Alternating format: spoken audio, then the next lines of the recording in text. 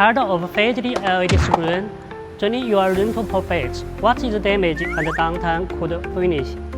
Hi, I'm Paul, the product manager of LAMPRO. Allow me to introduce our second generation search.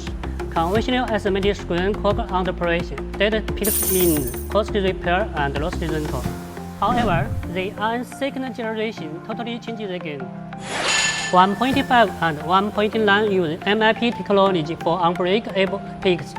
2.6 is use U-shell technology for reliable LED lamp, significantly increase your ROI. Except the lamp reliability and second generation search has more fringe features. First, mid-handle design, fast maintenance, stronger firmware. Second, all-in-one control, low tool need. Finally, 1,200 nits brightness, 15,000 contrast with only 100 watt for pair cabinet efficiency, consuming less electricity to ensure tremendous display effect. Need stock fast. We have got 1,000 square meters of 2.6 U-shell and 1.9 MIP right now. Your rent only white. Join LAMPRO with partner Great 6 together.